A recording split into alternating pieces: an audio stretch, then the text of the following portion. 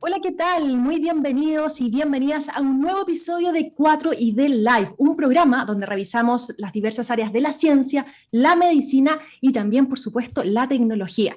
Soy Macarena Rojas Sábalos, bióloga y periodista científica y conductora de 4ID Live. El día de hoy vamos a hablar de lo que cambió nuestras vidas, de una pandemia que puso en jaque nuestra forma de relacionarnos. Y para ello estamos con Claudia Saavedra, microbióloga y académica de la Universidad Andrés Bello, expresidenta y vocera de la Sociedad de Microbiología de Chile y embajadora de la Sociedad Americana de Microbiología. Claudia, muy bienvenida. Hola, muchas gracias por la invitación. Claudia, entremos de lleno. Hablemos del presente y hablemos, por supuesto, del futuro. Durante los últimos 3 años, como mencionaba, hemos estado sumergidos en esta pandemia que nos ha cambiado de muchísimas formas. Se ha, de hecho, relevado el rol de la evidencia. Sin embargo, también siguen habiendo muchos que siguen negando, y particularmente con el tema de las vacunas. ¿Qué hemos hecho mal o qué falta para poder llegar a esos grupos, tanto de la comunidad científica como de los medios de comunicación? Y bueno, definitivamente yo creo que hay que analizar que tiene que ver con la transmisión del mensaje. Básicamente, yo creo que una de las cosas que hemos visto en la pandemia es que ha habido una ambivalencia de los grupos que gobiernan, ¿no es cierto? Me refiero a la gobernanza de la pandemia en todos los países, donde se ha producido una dicotomía en lo que significa tomar una decisión desde el punto de vista sanitario en relación a tomar la decisión desde el punto de vista económico. Y evidentemente la decisión siempre ha sido política, considerando el aspecto sanitario y el aspecto económico. Entonces, eso ha generado una especie de ventana donde hay una ambivalencia respecto a las medidas que han sido eficientes para luchar contra la pandemia. Y básicamente la vacunación, ¿no es cierto? Sabemos que ha sido muy eficiente, sabemos que es muy segura, la evidencia sí lo muestra, pero sin embargo tenemos estos grupos refractarios que son grupos que después de todo existen en todas las poblaciones frente a todas las medidas. Te voy a poner un ejemplo que no tiene nada que ver con esto, pero que a mí me parece súper bueno, y es el uso del cinturón de seguridad en un automóvil, ¿cierto? Es una medida, Absolutamente. es una medida que tomó en Chile como 30 años llevar a cabo y de que las personas asumieran que tenían que usar el cinturón de seguridad. Fíjate que durante mucho tiempo, a pesar de que la ley existía, muchas personas se sentaban, ¿cierto?, en los asientos delanteros de los autos y ni así se ponían el cinturón, a pesar de eso. Ahora que hemos logrado, ¿no es cierto?, avanzar esa etapa y ya sabemos que el cinturón de seguridad es estrictamente necesario para salvar las vidas de las personas en una colisión, ¿cierto?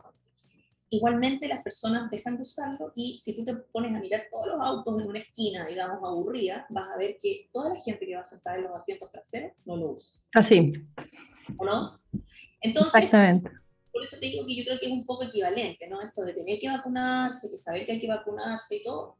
Hay una búsqueda de argumentos, digamos, que también de alguna manera sostengan esas posiciones. Y yo creo que eso es bien difícil y amerita que entrevistes o que conversemos, por decirlo de alguna manera así, con alguien de las ciencias sociales, porque básicamente tiene Sí. que ver con el comportamiento humano, más que desde el punto de vista microbiológico que podría darte yo una opinión, digamos. ¿Ah? Yo creo que eso amerita un antropólogo o un sociólogo, creo yo. Iremos por esa conversación, absolutamente. Pero entonces, ¿cómo podemos navegar en un mundo donde la información y la desinformación, ¿no es cierto?, vuelan y que esos procesos que se van acelerando van también generando otras crisis? Tú me mencionabas el cinturón de seguridad. En este caso, en la pandemia, va de la mano también con la desigualdad social y con la crisis que la provoca. Bueno, yo creo que aquí hay una cosa que, por ejemplo, es pivotal, la evidencia científica. O sea, básicamente, digamos, yo creo que la evidencia científica de alguna manera tiene que pesar, ¿no? Y si bien es cierto, hay razones económicas que hay que tomar en consideración, porque después de todo el mundo se mueve producto de la economía, estas decisiones políticas tienen que tomarse fuertemente en base a una evidencia científica. Y te voy a poner un ejemplo de algo que ha sido súper difícil, yo no sé cómo decirlo, porque en realidad en cada instancia que yo tengo he tratado de destacar este punto y tiene que ver con que la transmisión de los virus respiratorios es a través del aire. Y eso ha generado una controversia este último tiempo gigantesca. O sea, la de las vacunas pasa a ser así comparado con si tú comparas, no sé si hiciéramos un gráfico, uno diría una barrita así de la vacuna y una controversia gigantesca comparativamente, ¿no es cierto?, en relación a lo que tiene que ver con que los virus se transmiten a través del aire. Y yo creo que eso demuestra que a pesar de toda la evidencia, aún así, no se han tomado medidas que tengan que ver precisamente con manejar este aire de alguna manera, ¿no es cierto?, limpiar este aire. O sea, así como se han manejado los aviones, digamos, porque se puede, ¿o no? Hay razones económicas, dices tú, claro que las hay, pero se puede, los aviones están manejados. Pero, por ejemplo, si ahora alguien construye un edificio mañana, digamos, no existe una ley que obligue a que esas personas se preocupen de construir un edificio y que tengan en consideración la calidad del aire que va a circular adentro de ese edificio de oficina. Y tú sabes que, por ejemplo, en la región metropolitana, hay muchos edificios de oficina que no tienen ventanas que permiten el ingreso del aire fresco y que por lo tanto esa sería una estrategia barata, pero que nos permitiría limpiar el aire y de alguna manera, ¿no es cierto?, disminuir el porcentaje de riesgo de la transmisión de los virus respiratorios. Ni siquiera estoy hablando del COVID como tal, ¿no?, sino que la transmisión de los virus respiratorios. Y si uno recuerda, previo a la pandemia, me imagino que tú lo tienes que recordar también, parecen como 30 años, ¿eh? Pero han sido como 2 años nomás, como 3. Pero si uno recuerda hacia atrás, antes uno tenía que venir a trabajar con fiebre. Uno tenía que venir a trabajar resfriado. O sea, nadie en su sano juicio se quedaría con un resfriado en la casa porque era mal visto, ¿cachai? O sea, pasaba por flojo, por dejado, ¿te fijas? Y nadie en su sano juicio se habría puesto una mascarilla como los japoneses, que por mucho respeto que le tienen a las personas, ¿cierto?, al resto, ellos cuando están resfriados usaban la mascarilla ya en aquella oportunidad. Y si uno viajaba, por ejemplo, a Japón, era bien notorio que mucha gente se subía con mascarilla al metro o al autobús porque esas personas estaban resfriadas. Entonces, creo yo que ese es un buen ejemplo que muestra que, de alguna manera, ¿no es cierto?, la ciencia ganó con esta pandemia un lugar y una voz, porque alguien nunca antes habría entrevistado a un microbiólogo, creo yo, en ningún no me habrían invitado ni a ninguna parte a entrevistar a un microbiólogo o una microbióloga, ¿qué es eso? ¿Y para qué sirve? Habría sido absolutamente. ¿Te fijáis? Y resulta que de alguna manera hemos ganado algo de visibilidad y la difusión ha tomado un carácter de utilidad pública, porque al final, ¿no es cierto? Había además, tú sabes, en Chile se producen ciertas instalaciones que son bastante perversas, ¿eh? Entonces, yo creo que una de las instalaciones que había en Chile era que la ciencia no servía para nada. Los científicos no tienen utilidad porque como tú no vendes un producto mañana, o sea, si uno trabaja en ciencia básica, como es mi caso, yo no tengo ningún producto al tiro que vender, entonces no sirve.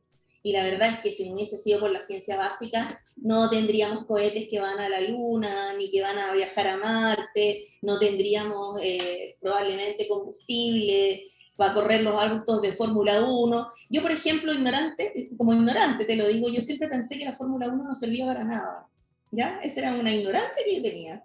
Y ahora me doy cuenta que la Fórmula 1 es más que dar puras vueltas en el circuito, pues, ¿me entendí? Ahí se prueban los autos, se prueban las carcasas, se prueban los materiales, se prueban los frenos que se van a usar, los nuevos automóviles, se prueba el combustible, etc. O sea, hay muchas cosas que uno realmente no entiende por falta de información. Y probablemente yo creo que esta oportunidad que nos ha dado la pandemia de contar lo que significa hacer ciencia y analizar la evidencia científica y el tiempo que toma, porque al principio la gente piensa que tú de malvado no quieres resolver el problema de la infección que se produce por SARS-CoV-2, ¿verdad? Y de malvado que no impides que el virus siga generando nuevas mutantes, ¿te fijas? Y la verdad es que no es un proceso automático, toma un tiempo. Absolutamente. Y eso también ha sido bueno porque hemos escuchado y hemos todos también tratado de explicar cómo funciona la ciencia, que no es inmediato. Pero me abriste dos flancos importantes. Por un lado, quizás este rol más político que vamos a tocar más adelante, pero por otro lado, para seguir un poquito y terminar con el tema de la pandemia, el tema de las mascarillas. Es cierto que uno escuchaba y veía las imágenes de Japón y a los japoneses los veía con estas cosas raras que decía, ¿por qué hacen eso? Sin embargo, eso es como un ritual autoprotector del riesgo, que es súper importante. En Chile ahora estamos con toda esta dicotomía de saquémonos la mascarilla, aquel que aún está con la mascarilla lo miran incluso raro. ¿Crees que la mascarilla debería llegar para quedarse? Pensando en un bien común, Mira, la verdad es que esa es una opinión muy personal. No tengo suficientes argumentos, digamos, como me parece, como para ir más allá, pero sí creo que la evidencia científica muestra que la mascarilla como herramienta de protección frente a los virus respiratorios funciona. Y eso es ineludible. Entonces, en ese marco, si nos quedamos solo en ese marco y tomamos esa información, yo no tengo un dato que me gustaría darte y decirte cuánto se ahorraría el Estado en personas, por ejemplo, que se enferman en el invierno por influenza, por virus sincicial, por ejemplo, porque claro, se te enferma la guagua por un virus sincicial y tienes que ir a la clínica, tienes que pedir licencia, dejar de hacer tu trabajo para cuidar a tu bebé porque está con virus sincicial o porque está hospitalizado. ¿Te fijas? Entonces, yo creo que desde ese punto de vista la mascarilla debería ser un bien que debería permanecer entre nosotros. Es más, yo creo que no debería desaparecer de los aviones. Y sin embargo, ya tú ves que en Estados Unidos recientemente, no sé, creo que hace como 2 días atrás, no sé cuántos días atrás, le ganaron una pelea legal a la CDC en Estados Unidos para retirarse la mascarilla en los espacios cerrados. A mí me parece que aquí hay un juego perverso entre la libertad, ¿cierto? Y lo que significa proteger y proteger al otro. Yo creo que hay un juego legal ahí bien perverso porque se ha equiparado el uso de la mascarilla, el vacunarse, con la libertad de elección, esta libertad que tienes tú de elegir, libertad para tomar el género que tú quieres, libertad para decidir tu estado civil, libertad para elegir el trabajo que haces y cuántas horas trabajas. Esta libertad, te fijas, incluso es tan extremo todo que ahora es casi mal visto que tú seas una persona que trabaja 44 horas a la semana. Yo creo que una persona que tiene menos de 40 años te mira con cara de, por favor, ¿qué vida lleva? ¿Ah? No tienes vida. Tu trabajo. Sí, está ahí esclavo, o como se te ocurre trabajar el fin de semana, o sea, eso jamás. Y te lo menciono porque ahora estamos en un concurso, aquí está abierto en Chile, que es el concurso Anillos Temáticos, y la verdad es que, ¿cómo se llama? Uno trabaja hasta el fin de semana y trabaja todo lo que sea necesario porque quiere ganar un concurso. Pero me refiero a que ha sido perverso ese juego entre la libertad y la necesidad. Y yo creo que la mascarilla, esta pandemia demostró que es necesaria y que es necesario utilizar en aquellos lugares públicos, encerrados y donde tú vas a estar muchas horas sin contacto de aire fresco. Entonces, tú realmente estás trabajando mucho rato en un hospital y estás encerrado en un lugar donde no hay ventana y donde el aire no está filtrado a través de un filtro de EPA. Wow, tienes que usar una buena mascarilla, definitivamente. Y ahí entras en otro juego, porque la calidad de la mascarilla es algo que Muy tú importante.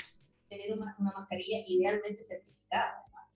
O sea, y aprender el tema de la certificación, olvídate. O sea, a mí por lo menos me tomó casi un curso. Entonces, yo creo que es súper complejo, no es algo común. Yo creo que no debe ser fácil para alguien leer, ¿no es cierto? Que la mascarilla tiene que decir 2019, CBD, tanto, etc. El código extraño en el fondo, claro. Claro, eso no es fácil. Entonces, obviamente, esto requiere una decisión política. Sin embargo, yo creo que la evidencia científica muestra algo, pero ineludible, y es que los virus respiratorios se transmiten por el aire. Y en espacios cerrados, con personas que no son de tu núcleo familiar o que no son de tu burbuja, claramente es súper importante, digamos, protegerse. Y de ahí que el viaje, por ejemplo, permanente de una persona, sobre todo en aquellos lugares o en aquellas regiones donde uno tiene que pasar largo tiempo en el transporte público, va a ser súper importante ocupar una mascarilla. Ojalá y realmente nunca dejar de usarla. Claro, y eso va a quedar luego en la decisión de cada uno, en el fondo, porque la medida de la mascarilla, aunque la ciencia lo vale, es lo más impopular. Claudia, eres parte de la mesa técnica, ¿no?, permanente del MinSal, que es la responsable de aconsejar en temas de diagnóstico también y de vigilancia. ¿Cuáles son los temas prioritarios para ti en este momento, en una pandemia que pareciera ir de retirada, aunque uno nunca sabe?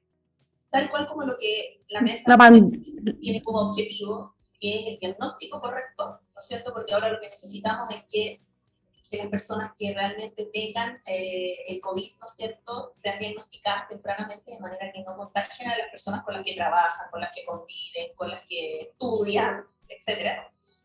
y fundamentalmente es importante hacer el diagnóstico porque ya sabemos que el virus nos ha dado, siempre nos da sorpresa, nos ha dado sorpresa hasta ahora, y por lo Todo tanto el se pueden tiempo. generar nuevas variantes, no nos garantiza que en el futuro no se vayan a generar, y es muy importante además considerar que nosotros siempre hemos tenido la posibilidad de mirar el futuro en tiempo real, y por lo tanto desde ese punto de vista la experiencia europea, la experiencia norteamericana en Asia nos muestra que efectivamente hay una variante, al menos una variante producto de la recombinación de los virus Omicron, y eso con Delta, y eso ha generado, ¿no es cierto?, una variante que pareciera ser que tiene un comportamiento un poco más severo, generando enfermedades severas a pesar de la vacunación. Entonces, eso hace importante el diagnóstico, y un diagnóstico que no sea a través de un test, ¿verdad? Como se puso muy de moda últimamente con esto de el término no oficial de la pandemia, porque la verdad es que estamos en una condición en la que prácticamente falta nada para que nos digan, oiga, mire, ubíquese, esto se acabó, Sí. al menos en Chile. Y los test que se estaban utilizando son los test de antígenos, y la verdad es que el test de antígenos que te venden, nosotros no sabemos qué especificidad tiene, no sabemos qué sensibilidad tiene, y por lo tanto, eventualmente uno podría tener COVID con síntomas, hacerse test de antígeno y no ser Estoy negativo. Entonces, yo creo que eso es importante, ese punto, ¿no es cierto?, de abordar, me imagino, en esta mesa técnica. Y la segunda cosa tiene que ver con la vigilancia. Y vigilancia es tal cual como lo dice la palabra, ¿no es cierto? ¿Qué es lo que se va a vigilar? ¿Cómo se va a vigilar? ¿Cuándo se va a vigilar? Entonces, en Chile, digamos, no sabemos hasta a lo que nos mostró la pandemia, digamos, que la vigilancia genómica, por ejemplo, que es tan importante para detectar la generación de una nueva variante, o si esa variante tiene una circulación comunitaria en una determinada región, en una determinada comuna, ¿verdad? Y se podrían permitir tomar medidas para frenar un brote. Sabemos que históricamente no ha superado el 0,6%, y que se ofreció en algún minuto del gobierno pasado que iba a llegar al 1%, lo cual nunca ha sido. Entonces, probablemente esos son temas que van a discutirse en esa mesa técnica. Y por otro lado, hay otras estrategias que son súper importantes, que permitirían hacer esta vigilancia genómica y una vigilancia de la presencia, ¿no es cierto?, de los virus respiratorios y del SARS-CoV-2, es, por ejemplo, hacer vigilancia en agua servida, que ha sido muy eficiente en Holanda, ha sido muy eficiente en Europa, y además se formó una red de vigilancia de agua servida, un proyecto que se ha desarrollado, ¿no es cierto?, a lo largo de nuestro país, y que probablemente el Ministerio podría utilizar, y que no lo ha utilizado. Exactamente. Y quizás esa es una de las formas para poder anticiparnos y mejorar el sistema para futuras pandemias. Lo tenemos ahí, ¿no? Bueno, esta es una oportunidad, yo creo. Esta oportunidad es un respiro, digamos, una situación en la cual evidentemente todo lo que tiene que ver con la vigilancia y con el diagnóstico, con la trazabilidad, son herramientas y estrategias que se pueden usar en futuras pandemias o en otra ola de pandemia. Claudia, vamos a ir terminando porque estas son conversaciones cortitas. Tu voz en pandemia se levantó como un referente. Te hemos visto en diversos medios aclarando conceptos, dando contexto, que es muy importante, y también dando información científica de forma clara. ¿Cómo ha sido para ti este proceso y si ha tenido algún costo tanto personal como laboral? La verdad es que ha sido un proceso súper interesante porque es descubrir una faceta de mí misma que yo no conocía. Así de simple, lo resumo. Una. Y dos, bueno, me transformé en una viróloga, es lo que podríamos llamar un postdoc en virología sin hacer experimentos. Porque yo tengo un grupo asesor muy grande y hay varios virólogos de la Sociedad de Microbiología de Chile, gente que está publicando en COVID y en temas contingentes. Me refiero al presidente de la Sociedad de Microbiología, Fernando Valiente, a Ricardo Rifo, Médico Teacher. O sea, me refiero a gente que se dedica a la virología y que trabaja permanentemente en esa área, y por lo tanto ellos me han asesorado, me han guiado y me han ayudado a entender la literatura más especializadas, o sea, cosas más sofisticadas y que tienen que ver con el virus propiamente tal. Y no solo tengo asesores que tienen que ver con la virología, sino que tengo asesores también de imagen, personas que me ayudaron a hablar bien, digamos. Yo la verdad que no hablaba tan mal, pero, o lo que yo creía que no hablaba mal, pero creo que también esas personas me ayudaron y en ese caso yo tengo un sociólogo que está analizando la situación en el contingente nacional desde el punto de vista de las tomas de decisiones políticas, económicas y científicas. Hay un antropólogo que me asesora también, y además yo estoy en permanente contacto en un programa que es semanal o prácticamente semanal, que se llama Las decisiones cuentan en YouTube, con otras personas que tienen que ver con esto y que tienen otra mirada. Por ejemplo, Rafael González, que ha sido el asesor además de la Sociedad de Microbiología y que tiene que ver con el tratamiento de los datos. El emergenciólogo o experto en emergencia, en realidad, Michel Telet, que también me ha asesorado y me ha apoyado para entender lo que significa una emergencia. Y bueno, en este programa también participa Gonzalo Basilalupe, que no es mi asesor, pero es una persona que te permite tener una mirada, con una mirada distinta, desde otro ángulo también. Entonces creo que es un equipo que me asesora, multidisciplinario, que te dirige, que te dice que si lo que estás diciendo está bien o está mal. Y por último, todo lo que yo digo o que pudiese declarar y que tiene que ver algo con la microbiología directamente, el director de la Sociedad de Microbiología me revisa. Entonces, a veces había muchas cosas que uno tenía que tomar una decisión si apoyaba o no, si era correcta o no. Y eso era prácticamente todo un peligro que pasaba por todas las personas que te dicen, no, sí, no, es bueno que lo digan, no es bueno que lo digan. O sea, hay toda una preparación que la gente no ve. De hecho, mi mamá pensaba que yo hablaba y me decía, oye, pero tú qué sabes cosas. Y que tú no estudias, ¿cachai? O sea, imagínate estudiar todos los días. Yo me despierto, mira, rigurosamente a las 5:30, 6, porque nosotros tenemos 4 perritos. Y al principio yo salía a pasear los perritos con mi marido.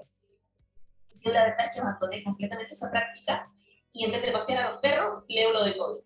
Leo toda la literatura de COVID que me llega temprano en la mañana, que me recopilan estas personas, que te mandan, ¿no es cierto? Las noticias que tienen que ver con COVID nacionales, y uno tiene que tener una especie de idea de lo que está pasando para poder discutirla con los asesores rápidamente durante las primeras horas de la mañana.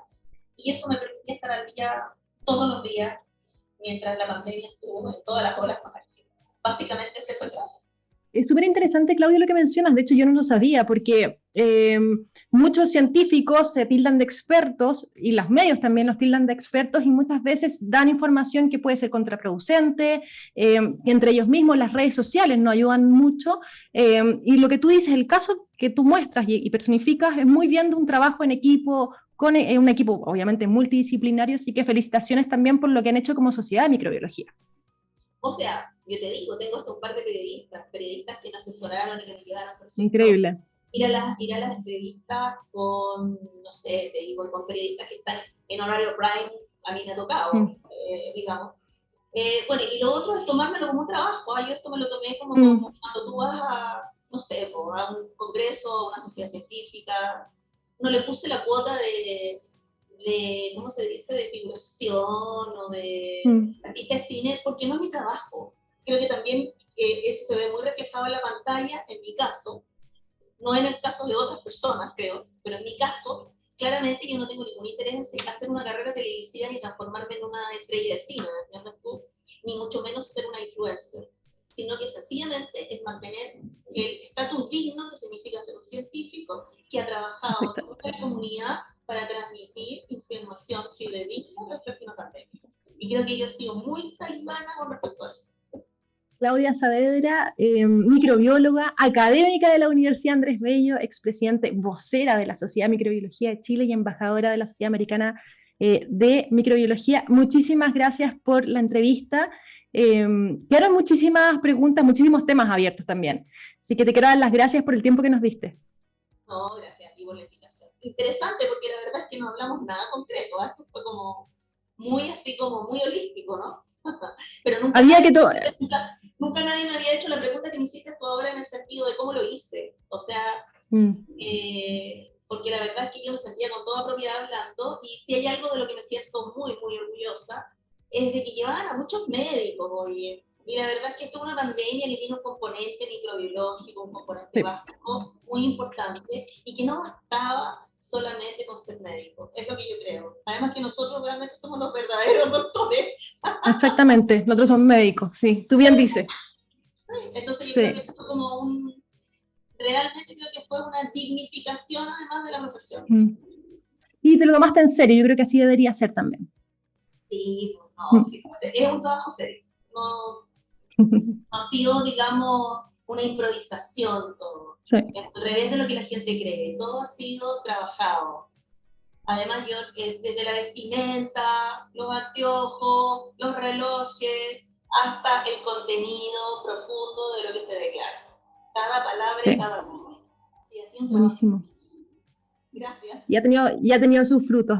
Bueno, te invito a que me acompañes a cerrar y que nos vayamos despidiendo de este episodio de 4ID Live, conversaciones imperdibles que acercan la ciencia. Nos despedimos junto con Claudia y nos encontramos en un próximo episodio. Chao, chao. Chao, chao.